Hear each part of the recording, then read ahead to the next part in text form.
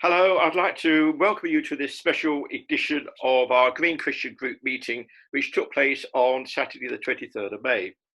This was our first Zoom link. We were online, but about 20 people joined us, and they very kindly allowed me to make some mistakes, one of which was I forgot to press the record button to start with for the first few minutes. That's why we're doing this introduction separate from the main talk. The main point being we've got to introduce our speaker. We want to talk about a topic which is of great interest at the moment, which is this: is the coronavirus and nature, how is that affecting us? How are they connected? And most of all, what can we learn from this whole process? Now, it's great that Sarah Edwards from Tearfund was our speaker and is leading the discussion. Sarah was involved in the very successful rubbish plastic campaign ran by the charity Tearfund. Sarah's still working for Tearfund and keeping very busy, particularly this time of lockdown, when, like a lot of people, she's trying to manage all kinds of tasks which are responsible to do with looking after family, children, husband, home, work, etc., etc. You know what I mean? So I'm very pleased that this talk is now available online. It's going to be on our website, as you probably realise by watching it now. And Sarah's going to say a few words next about what she actually does currently for Tearfund. So Sarah, over to you. Nice, welcome. Thanks, Tony. It's good to be here. And so I work for Tearfund. I co-lead our global advocacy team. And over the last few years, we have a vision of a restorative economy, by which we mean a set of policies and practices and ways of living together that will enable us to confront the extreme challenges of the world in which we live, in terms of the extremes of poverty, inequality, and the environmental devastation that we see around us, in particular climate change. So we have a number of campaigns. You've mentioned the rubbish campaign has been our most recent attempt to target some of the big companies and hold them to account for their use of plastics, and particularly the use of single-use plastic in developing countries. But it's part of this bigger picture, which is trying to equip Christians in the UK with what they need to pray, act, and live differently, so that we could see a world in which everyone has enough and creation is well cared for. So since we've been in lockdown, since the pandemic has started, we've had to obviously reorientate all of our advocacy work. We're continuing to campaign on plastics, but we are also having to review all of our campaigning around climate change. And as we know, the pandemic has caused massive disruption to every area of life. And we're in this liminal place, really, where normal interaction, we're doing this on Zoom, work, school, holidays, everything is suspended. And on the global stage, and in terms of things like climate change as well, we did have, before this pandemic, huge momentum. When you think about the youth strikes, the student strikes, and things like Extinction Rebellion, there was a big momentum and awareness around the need to really tackle climate change. And there were these big UN talks that were scheduled to take place in Glasgow at the end of this year, November this year. And all of that has halted. Those talks have been postponed. We know now they'll be held in November next year. So there's a huge amount of disruption that's happened. And whilst no one would have wished for this situation to occur, what the rest of the Zoom conversation that we've had goes into is the ways in which we can look at the linkages between COVID-19 and nature, and even start to think about how we come out from this crisis in a better way, and think about things that we could do differently to tackle those same systemic challenges, but using almost the opportunity of this moment that we have to reflect and review and to move forward in a different way. Huge momentum for climate action in particular, and environmental action more widely. when we think about the school strikes, Extinction Rebellion, and the build-up to the UN talks that were going to take place in Glasgow in November. And all of that is kind of in hiatus, and those talks have been postponed until sometime next year. And obviously the illness itself has caused loss of life, illness, grief, and we want to really remember that and lament that and stand in solidarity with all those who are suffering from COVID-19. And it seems from people I know who've had it, like there's a very long road to recovery from it if you've had it quite badly. So our thoughts and prayers are with those people. And it's also true that the lockdown is causing suffering to many, both in our society but also globally. We're working with communities where income is often daily, and there's no buffer. People don't have savings. People don't have the ability to just buy enough food for a couple of weeks. So there's a lot of suffering and a lot of hunger and poverty that will come about as a result of this crisis. And so we need to lament. And I thought we could for just a couple of moments, just quiet ourselves and reflect personally for your own circumstances, for those you know in your family, your friends, your community, but also globally, just have a moment to pause and remember.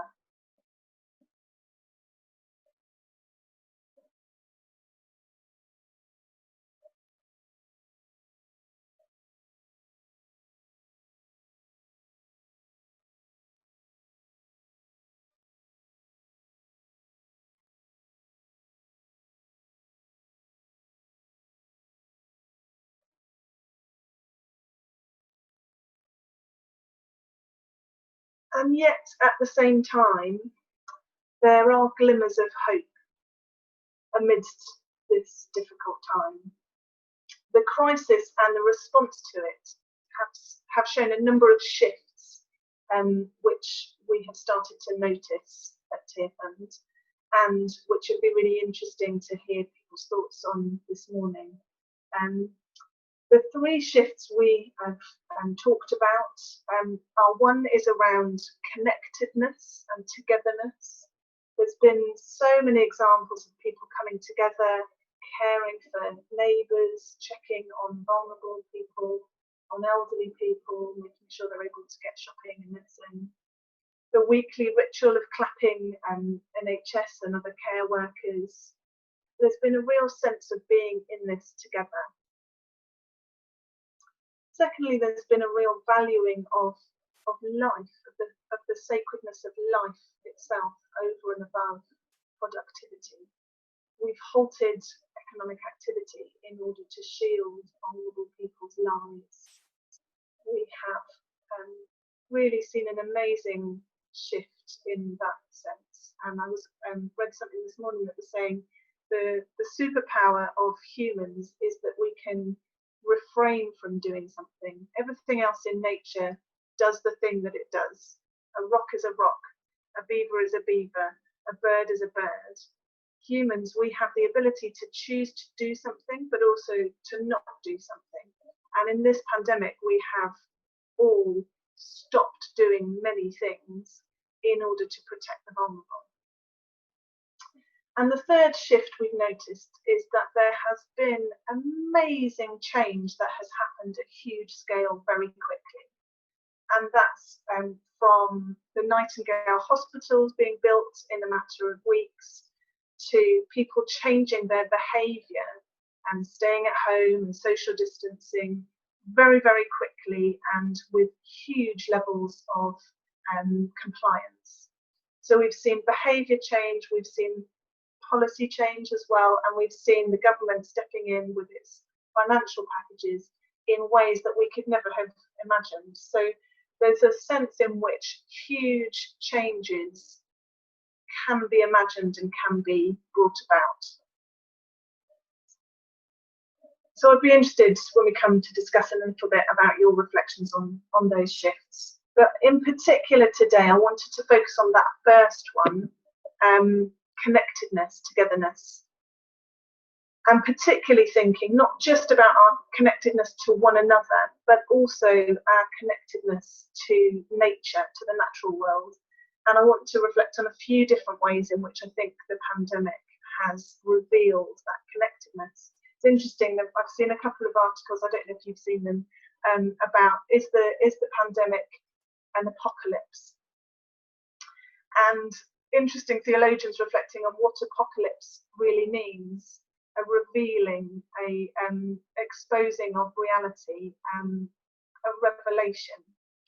And in that way, the pandemic has revealed lots of things. And one of the things it's revealed, we think at Tearfund, is our connectedness to the natural world.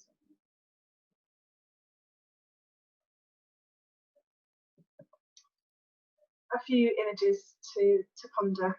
And I think it's true that many of us during this time of lockdown have had the chance to enjoy nature more.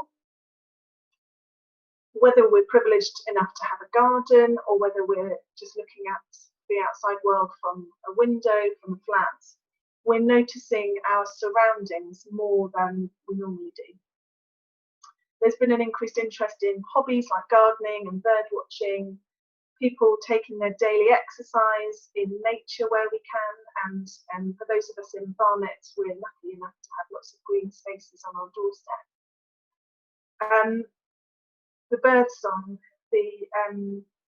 just the sense that nature, spring has sprung around us as we have been locked down, and that's been quite enchanting. And globally as well, we've seen the picture on your screen of the smog in Wuhan region in China. There have been these amazing images of that smog lifting and of clear skies. And similarly, at the bottom left is Venice, where the waters cleared so much that people saw dolphins and fish in the canals. And so we want to really notice those changes, I think, and also I think they provoke in us a desire for those things not to disappear again when we go back to, if we go back to whatever we go back to.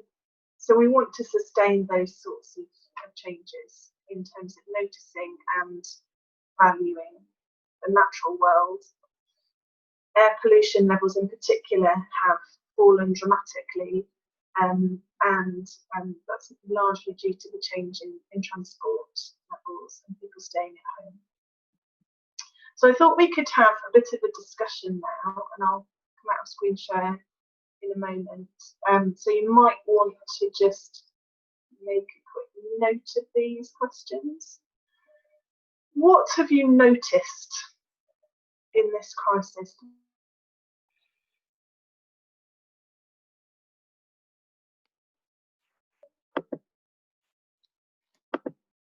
Can you hear me? Yes. Yeah. What have you noticed in particular about nature? And then just maybe some more general questions. What have you found hardest about the crisis? I think where have you found new joy? And finally, what have you learnt about the world and about your community? I've noticed the weeds growing, which is a bit sad, but has to be done. Yeah, it's good. It's good to have that. I mean, apart from anything, it's having a bit more time to spend out and about. Increasingly, as the lockdown is slowly unleashed. Or is that the right word? Relieved. So yeah, I mean, personally, notice the blue skies, the unusual sound when a plane does go over above, and for me, yeah, hearing the birds' song is great.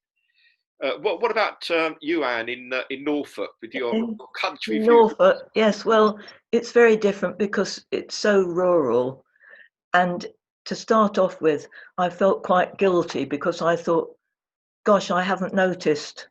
I mean, there's a field of cowslips when I first came up here, and how everything changes. But as you said, Tony, we do seem to have more time to appreciate all those things.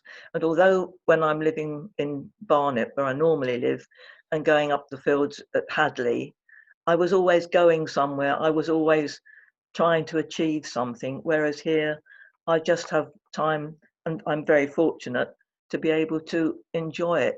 And wonders of wonders, for the first time for about 5 years, with my deafness and everything, I actually heard the cuckoo. So, you know, that was so positive for me. So I know I'm very fortunate to be here with my family, and but I am coming back to Barnet. So that's good. That's good. Can I introduce Rosemary? Rosemary is joining us from Kampala. Good morning, Rosemary. Or is it good afternoon? I think probably for you. Hi. Hi. Hi. Good afternoon to you. Yeah. How about you in Kampala in Uganda? What have you noticed? Is there anything different to the good at the moment in the present situation that you could tell us about?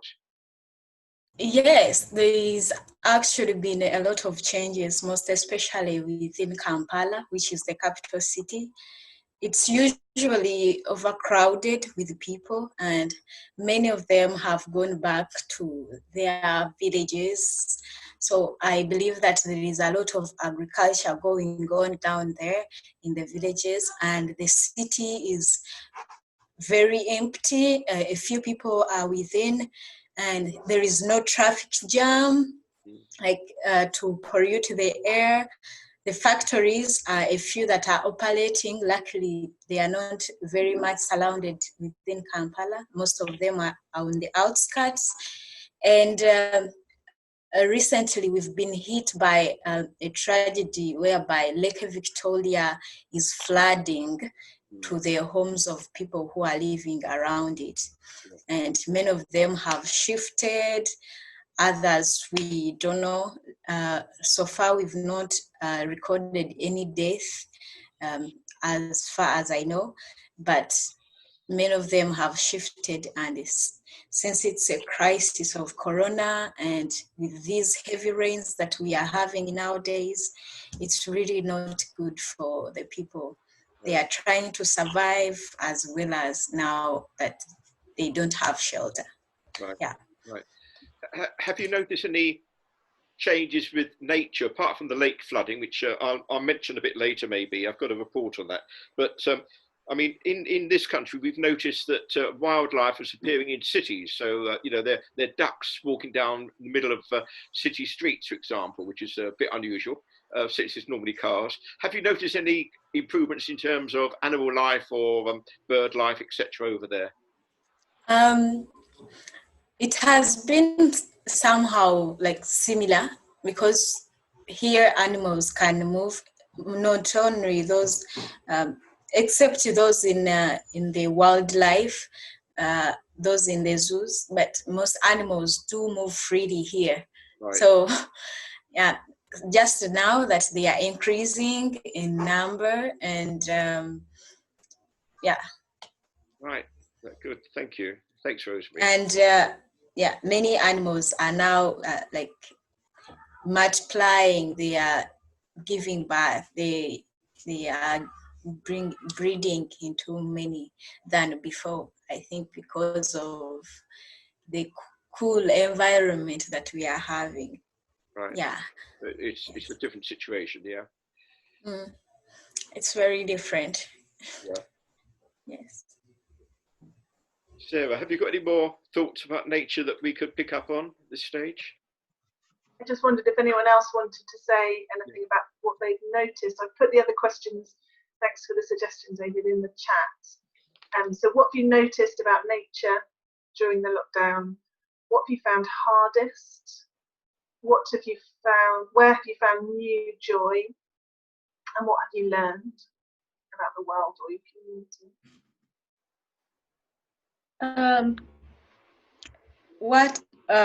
So that is what I've noticed about nature, and what I found hardest is that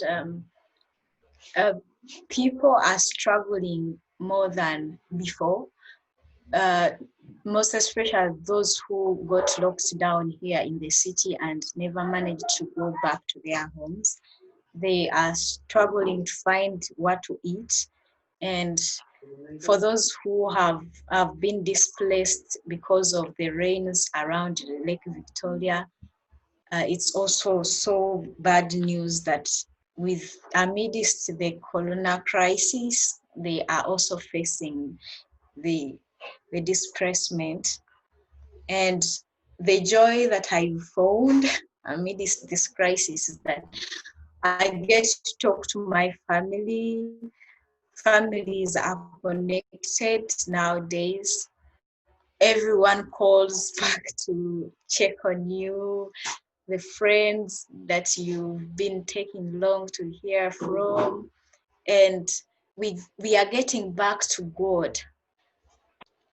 Yeah, we are going back to God. We are reading the Bible, and people are turning back to God, seeking for mercy. And the lucky thing that we have here in Uganda is that we've not yet recorded any death of coronavirus. But though the number of this patients is increasing, and today it is 170, which is increasing like almost every day. And this is mostly from the truck drivers who are entering into Uganda from the neighboring countries, bringing us food and other necessities to use. Yeah. Thanks, Rosemary. It's so fascinating to have your very different perspective. I think Rachel, did you have your hand up? And Terry? I did, yes. I was just going to say that the church where I worship, St Stephen's in St Albans, has a churchyard which has a wildflower area, but the rest of the churchyard is normally kept quite short, mown. And what's been very wonderful to see is that as the grass has been left uncut, all kinds of wildflowers that we didn't know we had have suddenly appeared. So quite common species like milkmaids, but also, you know, well, with some other things that we haven't identified yet. So that's, yeah, it's exciting. That's great. Terry? Yeah, I was just coming back on Tony and his mentioning of weeds. I was hoping that during this time he'd learn to see that they're not weeds, but they're indigenous plants, and that allows us to have a different attitude towards what's growing in our gardens, and then leads us into maybe we're growing stuff which we shouldn't be growing, i.e. non-indigenous stuff. So yeah, it's certainly makes you notice more as far as the detail, and also I think it's also drawn you more into the insect life, doing a bug survey in your garden, and just it just draws you in to see, you know, the levels of what's going on in the biodiversity just in your garden or even window box or patch of grass, whatever. So yeah, just get drawn into the detail again and again. It is just an amazing interconnection. Thank you. If you can't see, David's put his contribution in the chat because his mic gives some feedback, which is very similar, just noticing the detail of nature. Paul, did you want to come in? I was just going to say, obviously the opportunity is to be aware of where you are locally. We think of nature as going away from our locality and exploring nature elsewhere. Obviously that's not been possible. So as you said, the garden has lots of opportunities to explore. And also for us where we are, for us personally, we have got Trent Park, and just walking through all the woods and listening to the birds, and also the volume of the birds, is how noisy they are. You're too busy sort of chatting normally, ignoring them, but you sort of pause and just appreciate the volume. So that's been fantastic, been a good joy. For me, now we can sort of travel further. I was as I cycle a lot, I managed to get on my bike on a Wednesday, a day off work. Hey, and I came across cycling down the lane, Monkjack deer in the middle of the road in the lane. Just stopped. I stopped my bike, and we both sort of exchanged looks. And just, I think more worried of me, and he just sort of moved into the woods. But it's just pausing as we do. Obviously, we want to rush everywhere, and an opportunity to pause. Good for some people, not so good for other people, but pausing. Thanks. Tony, is it okay if I carry on? Yes, please do. Yes, thank you very Great. much. Thanks, everybody. So I'm going to go and screen share again.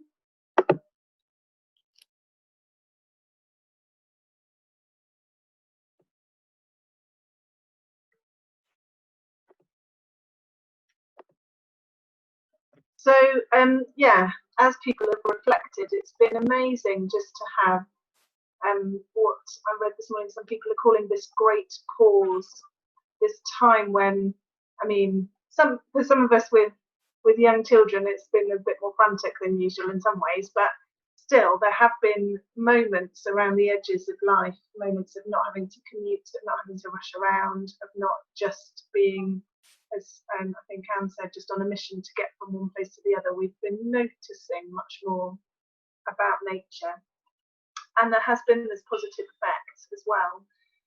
There have been quite a few different articles about what this all means and what it could mean for the long haul.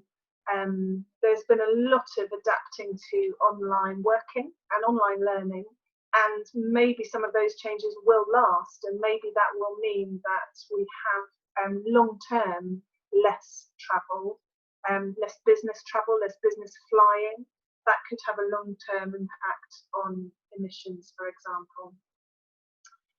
At the same time, we mustn't forget the inequalities that exist, where frontline workers are still having to go out to work, and the digital divide, where people who are not able to get online, whose children don't have access to devices to access their online schooling, for example, and older people or people who are just not on the internet could be feeling particularly isolated.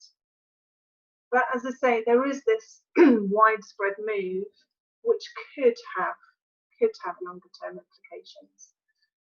But I think the reality is, in terms of air pollution, for example, I read very sadly yesterday that Wuhan in China is now back at traffic gridlock. And David, you mentioned that even locally, it's noticeable there's more traffic on the roads again in the last week or two since the lockdown started to be eased. And the health effects of pollution build up over people's lifetimes. So the effects of a few months hiatus are not likely to have a sustained benefit for people's health unless those changes can be maintained. And then specifically, I wanted to mention climate change. Thank you, Tony, for this slide, which shows a bath and the impact of the coronavirus pandemic on the buildup of emissions, carbon dioxide emissions in the atmosphere.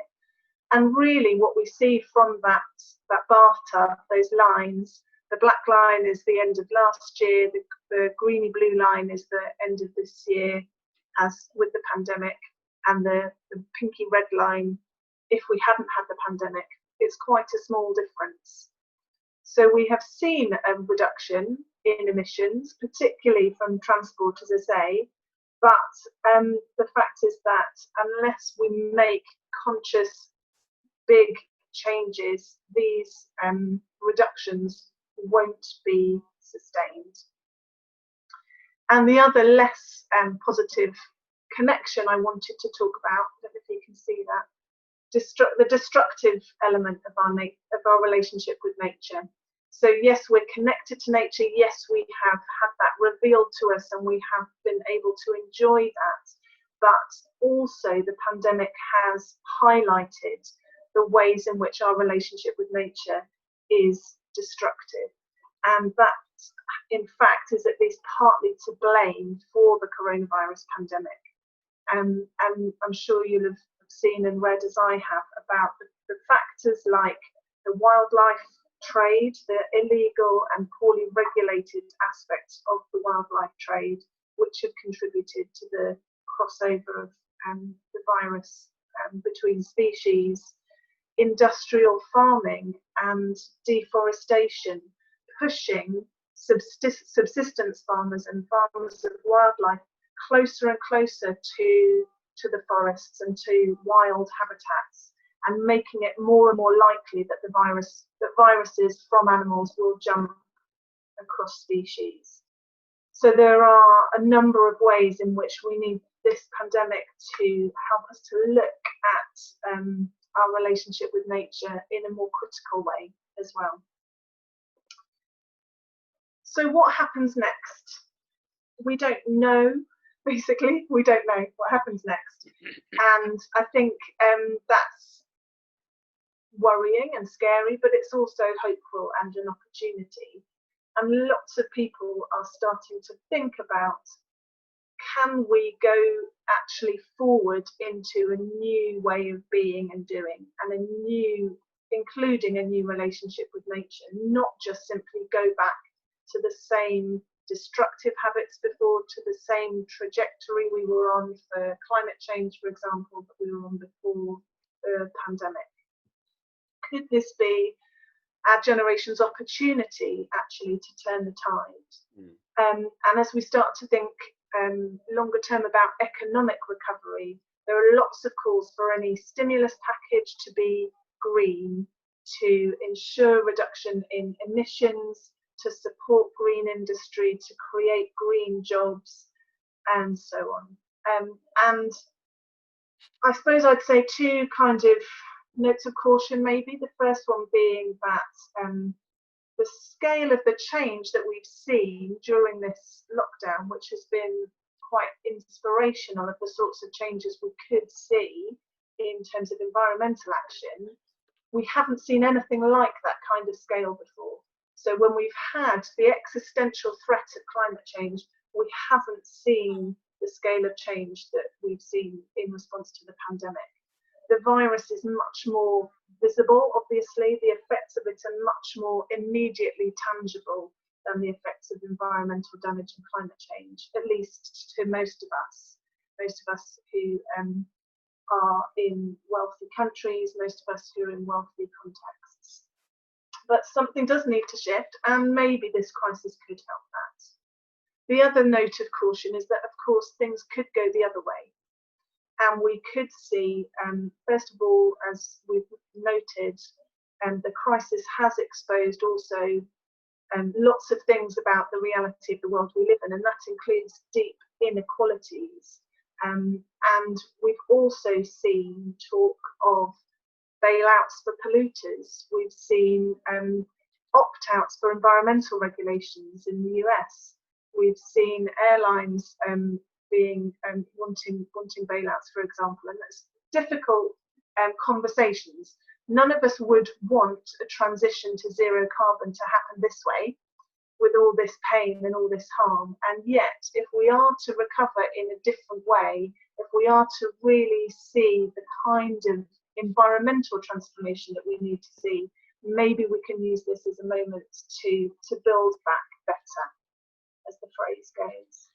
And it's going to need all of us, different groups, to come together, different groups to find ways together that are good for the planet, good for business, good for communities. And it's going to need to be global.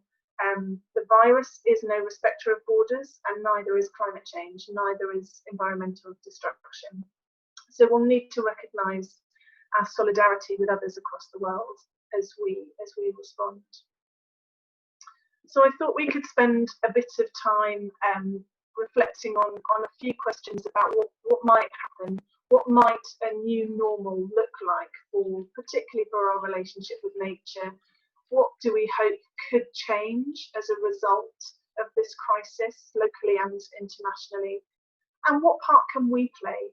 And particularly as we think about the climate crisis, which is the greatest threat to life on Earth that we currently know, how could we seek a response to that that has the same urgency, the same scale as the response to this pandemic? And I'll put those in the chat as well as before.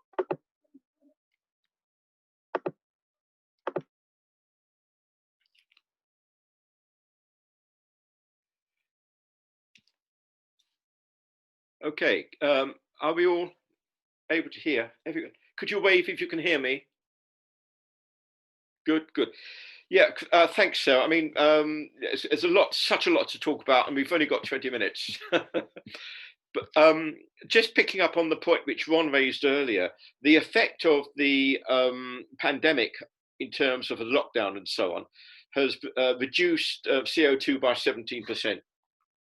And the work is continuing. The Royal Society, which is the major UK science body, is looking at some of the new normal that Sarah has been talking about. So we can expect some responses there. But I mean, the point being, from the research which was published in The Guardian this week on Wednesday, which is from the University of East Anglia, what we learned from that is we will need to continue the same level of change and maybe even increase it. So that means, for example, there's been a great reduction in flights, aviation, transport, both on the road and in the air. Huge reduction.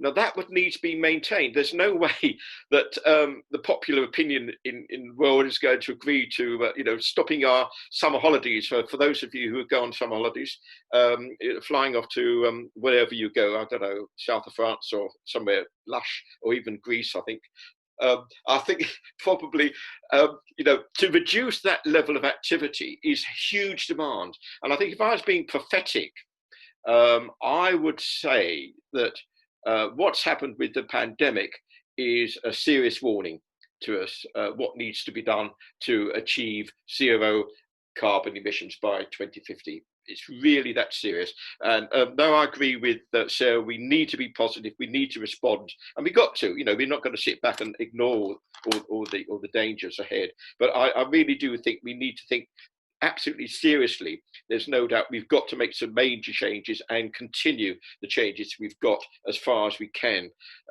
So yeah, I'll be interested in what people think about how we work together, how we can actually achieve some benefits from our experience so far. I'm going to ask Andrew, because I know Andrew thinks around these sort of topics as well. Should we say Andrew Summers to start with, and then maybe Andrew Mills later? But Andrew S., have you got any comments on this, please?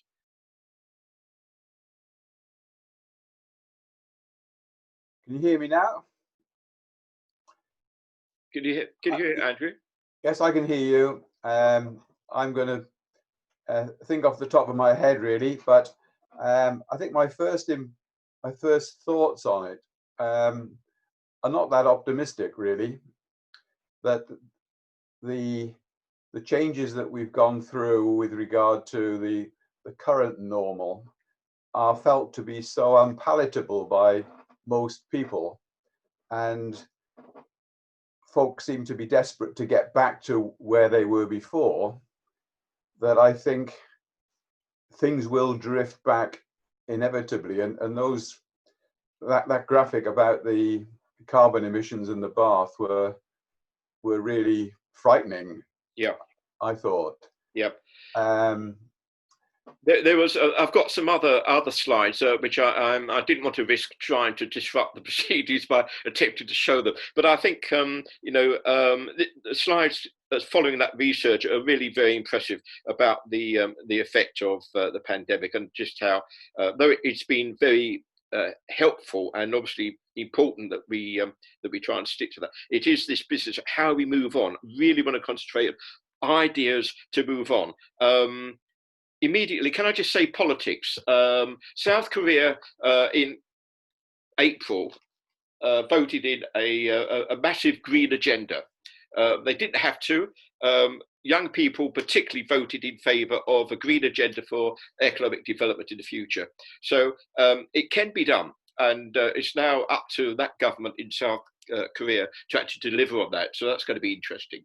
But I mean, in terms of politics, you know, how we as ordinary people can relate to our leaders, MPs, national, international leaders, maybe certainly local leaders. How can we? Any suggestions about what we could do to relate politically to actually try and achieve improvements in the climate? I think the one positive point on that is, as Sarah's been saying, that there has been a major shift in political thinking over this, and that there may be some leverage can be obtained by our making the point that really this pandemic is of minor significance compared with climate change, and that if they are willing to make these massive changes in policy and financial investment for this particular issue, then how much more important it might be for the climate change. But I'm not optimistic about that. I think because the pandemic is immediate and it's on everybody's minds and concerns, whereas climate change is not yet, sadly. I think it's going to be a long haul, and maybe the new normal will sadly have to include living with a warmer climate, higher sea levels, and less biodiversity, and so on. And whilst I'll do everything I possibly can, including flying less, I'm not optimistic. I have to admit. No. Well, certainly things like sea levels we can't actually change immediately. That is an ultimate result of you know, probably years of improvement. But no. What about our contact with our local MPs? Any thoughts about how we should proceed with that?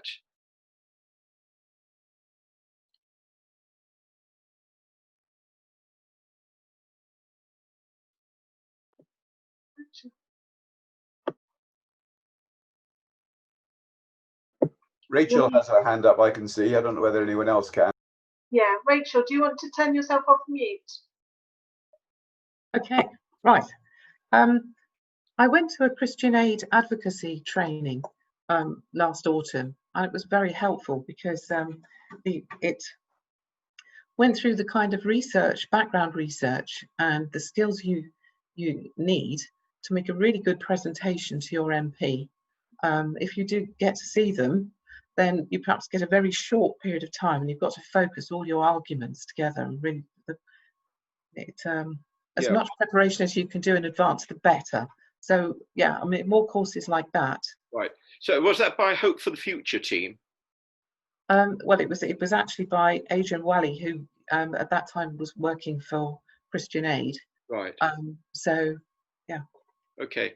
So that could be a suggestion that we plan to have a meeting with the MP or MPs with a presentation. I mean, that would be one opportunity we should actually think about and actually deliver on, don't you think? And local councillors too. Yeah, absolutely. Yeah.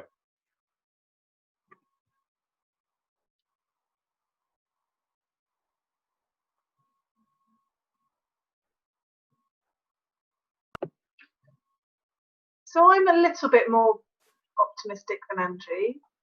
Okay. I think there was a poll that was done. Admittedly, things have shifted quite a lot in the last month, but in April there was some polling done that found that only, I think it was 9% of people wanted things to go back to normal the way they were before.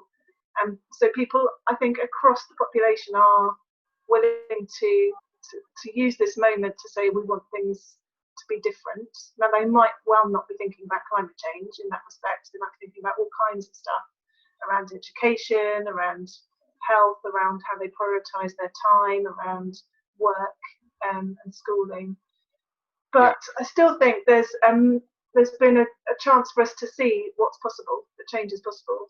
And then the other things that I've seen, and I haven't got the figures to hand, is that climate change is actually still seen as, like I mentioned before lockdown, we were seeing really growing momentum and awareness around the need for action on climate change, and that has held up. So again, there's been polling that's been done that's found that people are still concerned about climate change and still want there to be action on climate change. And even we've heard from, Boris Johnson, I think, said something last week about how the airlines, if the airlines will need to do more to tackle emissions levels. I mean, what on earth an airline can do to tackle emissions level apart from not flying? But at least he was suggesting that there should be a different way forward. And there have been a number of comments like that from the government about building back in a different way. I think we have to get the timing right. So I don't think people, including MPs, are necessarily ready for us to go in talking about climate action right now when we're still really in the thick of the pandemic crisis here. But if we can prepare ourselves, I mean, the training that's been mentioned that we've talked about for a while now, doing something with Hope for the Future, I think that could be something we could get on with doing, couldn't we? And have that training so that when the time is right, we're ready. I've used my position to just screen share 2 final slides, if I may, Tony, before we run out of time. There we are. So Tier Fund's really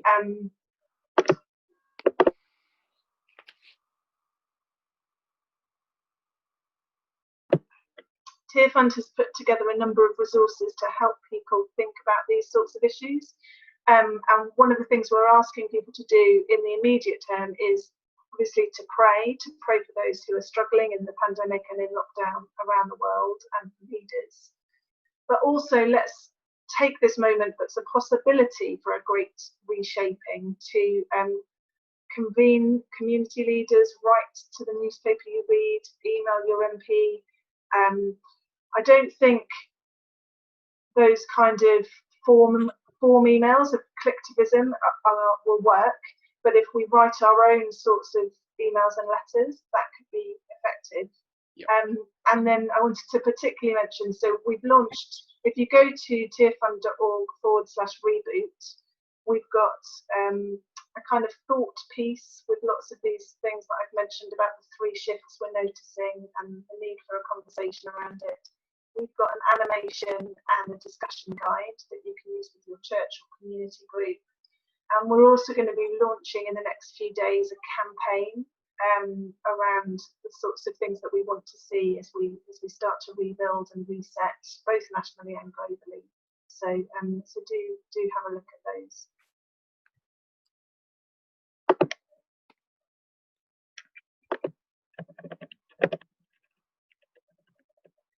Okay. So that's really helpful. Have a positive ending towards that, and I wouldn't want to be too pessimistic, but certainly there's realism. It's as you say, the climate change action over the last year or so has been remarkable, hasn't it? It's been remarkable, and we need to build on that. And that will return when the lockdown is taken off completely. There will be, I'm sure, a resurgence of a lot of activity. So, I mean, what I've got from this is maybe we should obviously be supporting charities, Christian Aid, Tier Fund, CAFOD, etc. And has anyone had any contact with the Climate Coalition, which I think is the unit which brings together all the interested parties in the UK? So would you like to say anything about the Climate Coalition, and maybe they could act as a focal point of action in future? Yeah, I mean, if I can also say, it's a really difficult time for the charity sector, for the international charity sector. You'll have seen the news about Oxfam closing lots of offices, making redundancies. And then within that in particular, I think a lot of organisations have furloughed their staff who work on climate change and who work on advocacy. There's a real kind of sense that charities are fighting for their survival. I think it's just being aware of that, and obviously for those agencies like TIFF and Christian Aid who rely on a lot of funding from churches, whilst churches are closed, that funding is plummeted. So I think it's difficult times, and so the Climate Coalition is trying to convene those of us who are still working on climate change and environmental advocacy. Yeah. And there will be things coming from the Climate Coalition, from TIFF and from others. So do keep an eye out for that. But I think one of the things, having been positive a minute ago, I'm quite worried about the fact that in this context there's such a threat to the existence of progressive voices and leadership, that we really need those of us who are able to continue to speak out and step up, because there is this window of opportunity, I think, and it will. Sure.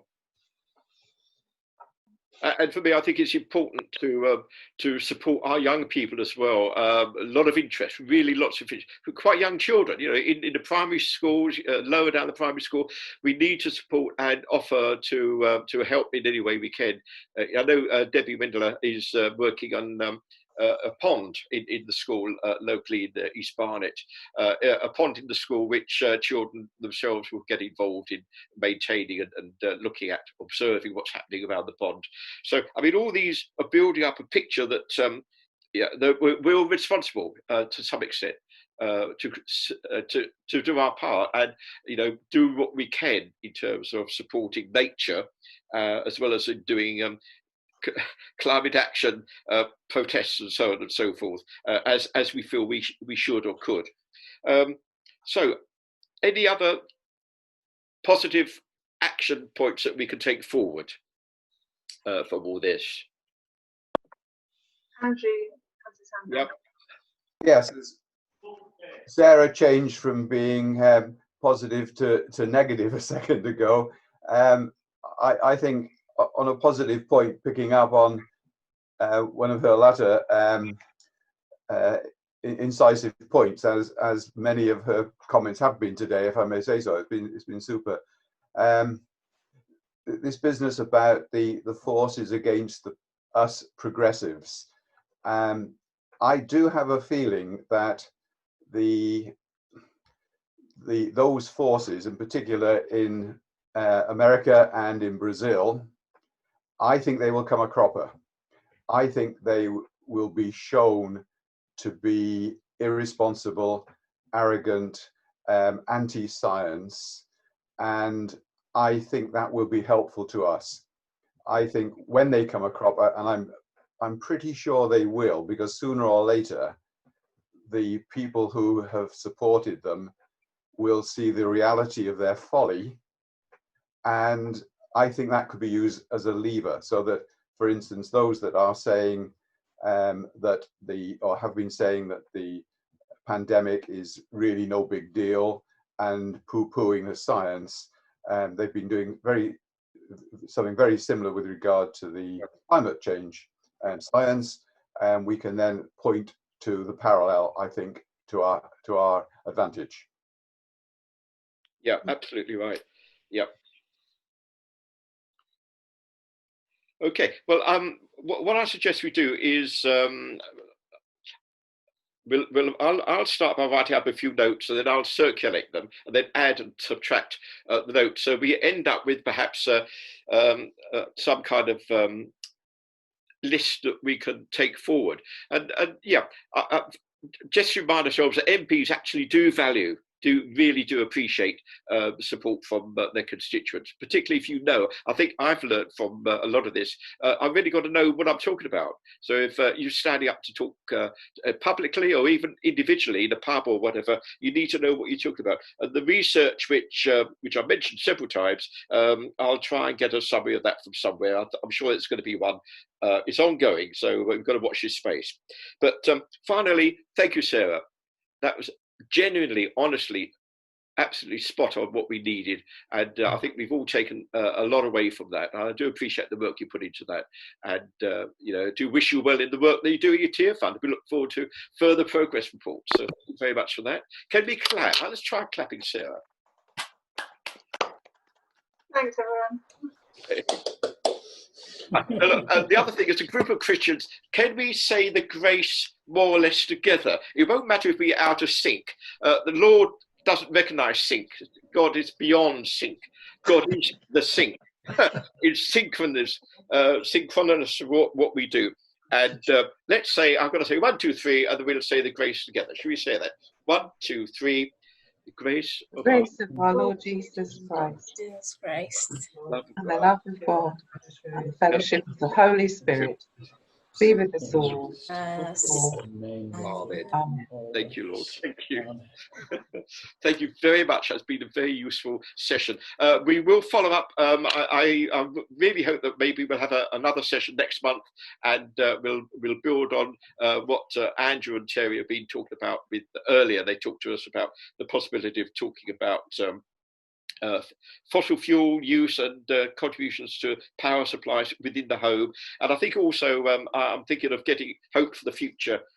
Hannah, I believe it is, in Hope for the Future, to come and talk to us about how we can prepare to talk to our MPs. So there's a couple of sessions there, and there's another one sort of lurking in the back of my mind about water, because we've heard from Rosemary about when you have too much water, too much rain, continuous rain, it's a serious problem. So thank you all very much. We look forward to more activity. We can continue talking. We've got an open-ended opportunity here. So I declare the meeting closed, but not the talking. So Rosemary, do you want to say anything more from your perspective in Uganda at the moment? Do you want to share anything else with us? Yes. Currently, I'm working with my organization. I started last year in 2019. It's called Infinity Ideas Network. I'll share with you the website.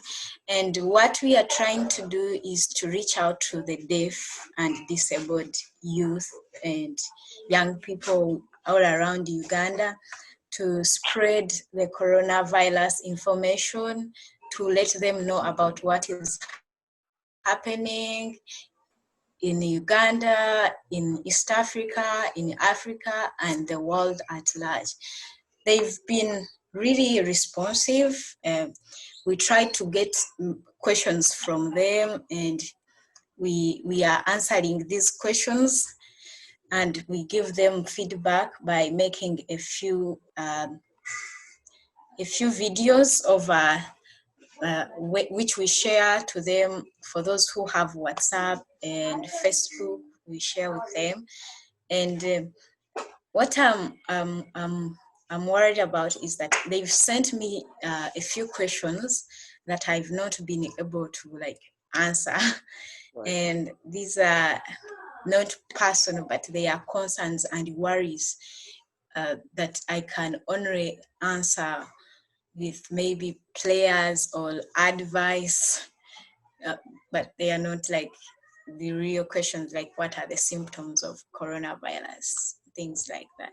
So I was thinking that maybe you could give me some advice on how I should talk to them about the trauma they are having, the worries they have about the whole situation and what is happening.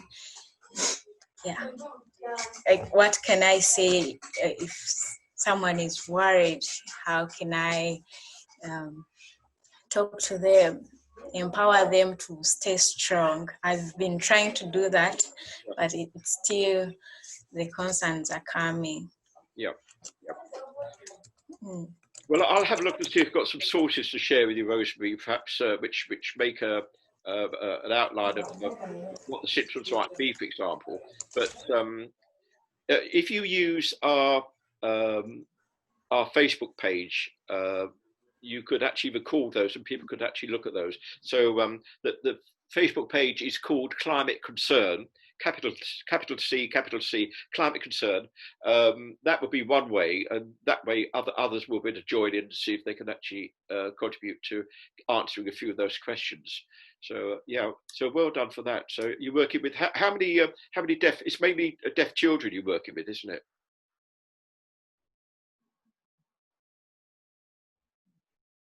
I've lost you. Can you hear me? Yes. Okay.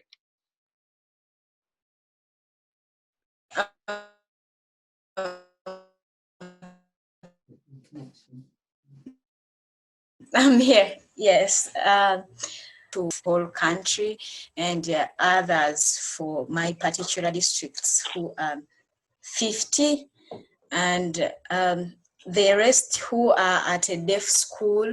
It's called Good Samaritan School for the Deaf. It's in my local district in Masaka. There are so far 35 students there who got stuck at the school, and their parents were not able to come and pick them before the public transport means were put on lockdown. So I'm trying to reach out to them with this message, and that adds up a total of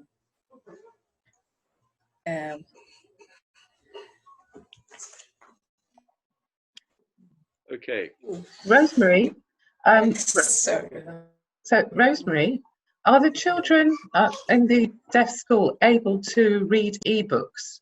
I'm a children's librarian, and I could recommend a wonderful collection of stories which are, it's called The Book of Hope, and about 100 children's authors and illustrators have prepared short stories, which are absolutely wonderful. Yes. I mean, I'd be very happy to share that link, and it's something that is free to read online or download. So would you be interested in that book? Yes, please. Actually, thank you very, very much for that. Previously, I was a library scholar at my local community library.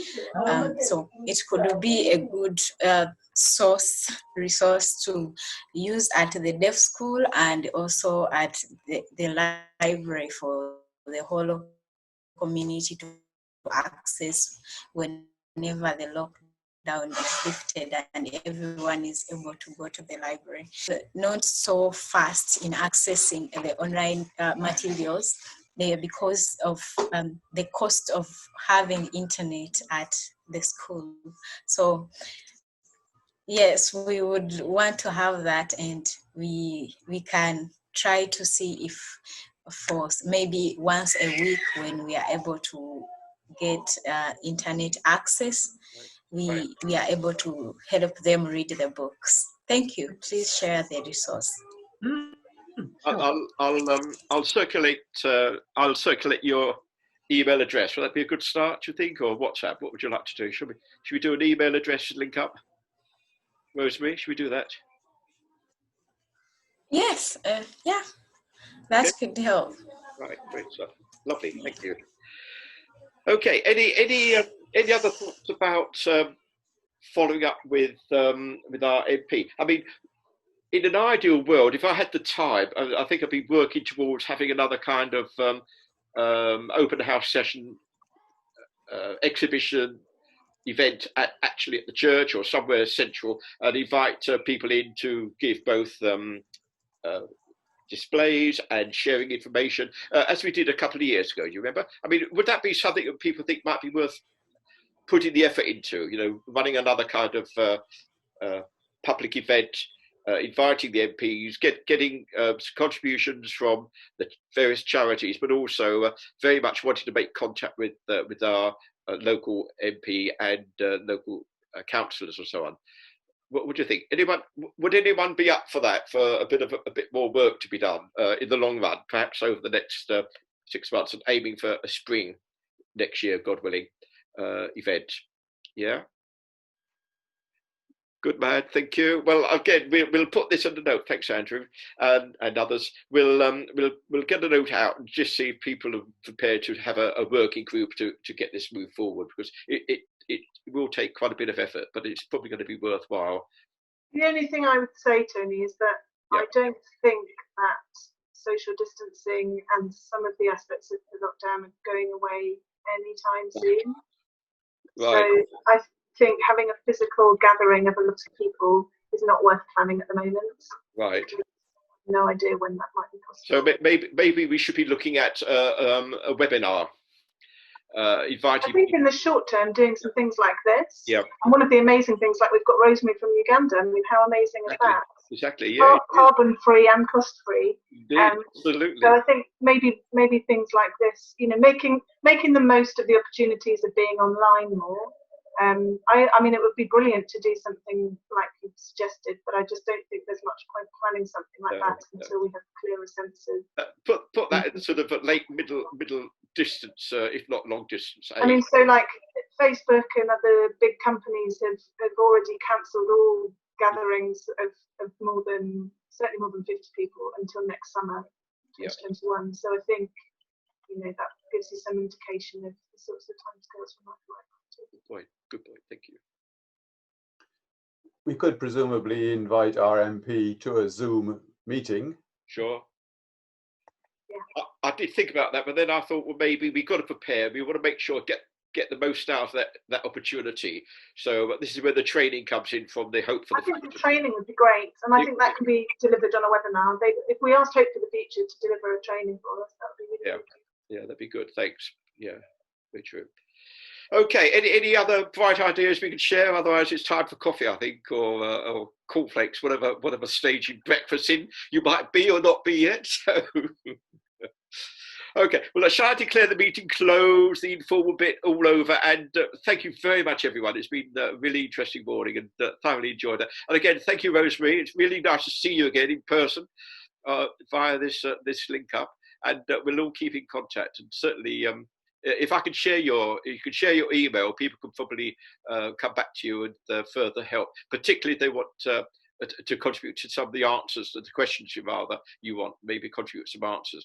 But so sure. Rosemary's put her website address and Facebook page in the chat. So if anybody wants that, it's there in the chat. Right.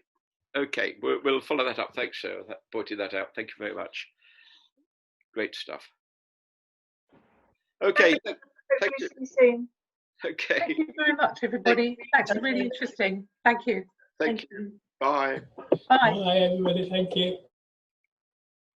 Bye. Thank you for having me. Thank you for coming. It's been really great. Thanks for.